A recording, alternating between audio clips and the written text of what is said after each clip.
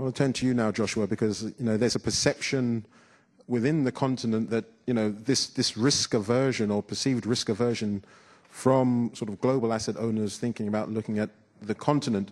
It's always as if it's a put-off. Yes, well, we have a different risk model, we have a different risk criteria, we've got all these different governance considerations. I mean, you're steeped and you work very deeply and closely with all of these issues from a lot of the different retirement funds. Can you just walk us through that sort of landscape and how it impacts allocations to infrastructure and allocations to emerging markets? Sure. Well, first, thank you for having me. So I'm with the Center for State and Local Government Excellence. We work with states and localities throughout the U.S.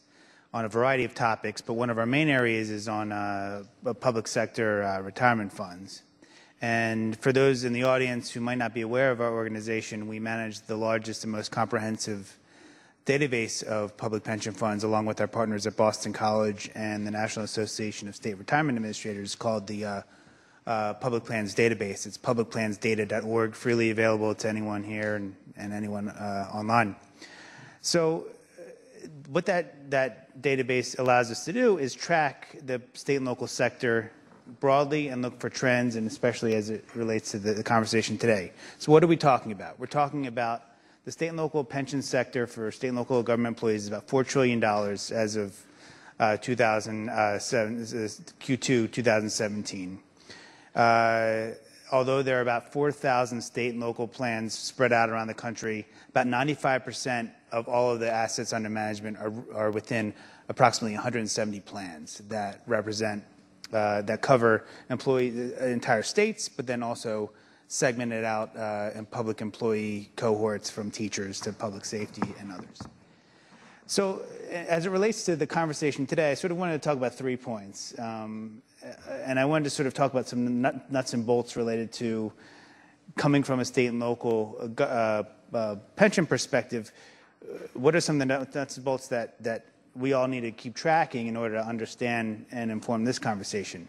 One is on state statutes, one is on trustees, and one is on the capacity of state and local pension plans. And Chuck sort of touched on a few of them, but I wanted to go into a little bit of depth about them. The first, I think it's really important for this community and others to really do a deep dive into the state statutes that essentially govern the state and local plans. Many of them are either restrictive or not on the types of investments that funds are able to go into, and may or may not place caps on them. And these statutes are often reflected in the investment policy statements of these plans that reflect not only the state statutes but also the positions of the governing the retirement board and other stakeholder groups. So it might be a moot point looking at investment in Africa or investment in African infrastructure if the state statute doesn't allow it, or the investment policy statement doesn't cover it in some way, shape, or form. So I think it's really important to really know, especially the larger funds, what they're able to invest in, what they're not able to invest in. On the trustee side, before we were having this conversation today, I was looking at some of the training offerings that are being offered to public sector trustees throughout the U.S.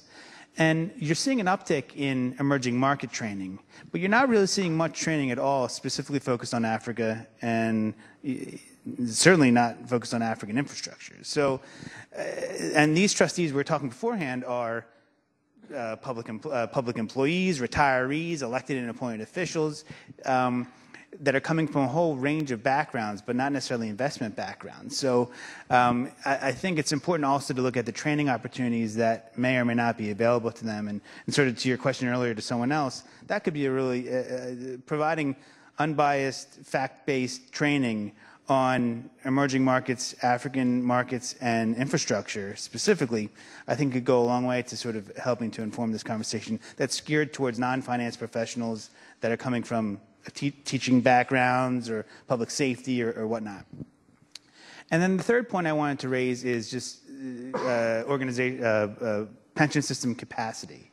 So when you step back and you look at especially the largest, like I said, 170 plans, the vast majority have a blended approach to managing investments, either 100% externally or a blend of external and internal management. There are a handful that manage all the funds internally.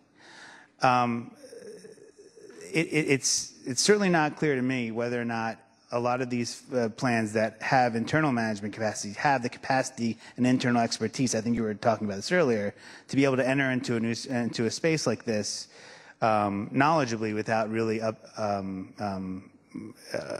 bringing in a lot of additional external expertise. And so I think also the ability to develop internal capacity of these funds to be comfortable with the topics we're talking today, I think is something that also is something that needs to be focused on as well. That's a great overview. Thanks for taking us through that. And when we look at this whole issue, I think Chuck's mentioned it, it's almost like a build or buy if you're coming from the tech space. Do we increase, well, obviously, I mean, the key point that we're trying to get at here is that, well, you know, one, we don't have domain knowledge on Africa, you know, within the plan. And then secondly, we don't have the sector expertise to be able to advise on the asset class. And therefore, if we were to advise on an investment decision related to that asset class, then, you know, we could be negligent and you know, we're not really going to put our own careers and our integrity at risk there. So one of the concepts that was sort of put out into the market is, you know, sometimes the plans are not large enough to merit building that in-house capacity.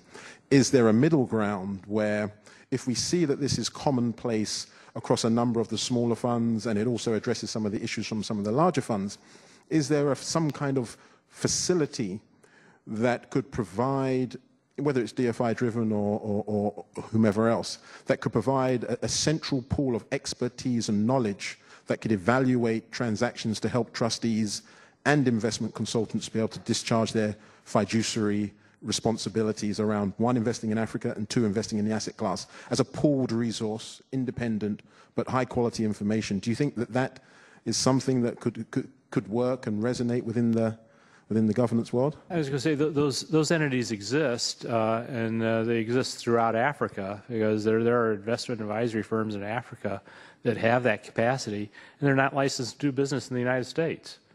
You know, we actually approached one of them and had a conversation about trying to tap in. I still get their newsletters, but they officially can't do any work for us because they're not licensed to do work in the U.S.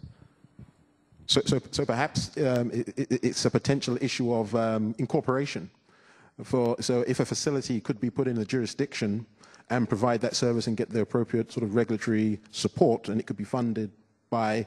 Certainly, because pension funds, at least my size pension fund, we do use specialist advisors for market segments.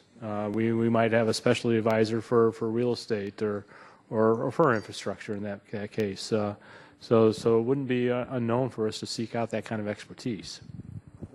Doing business in Africa, you can't afford to be without Africa Investor.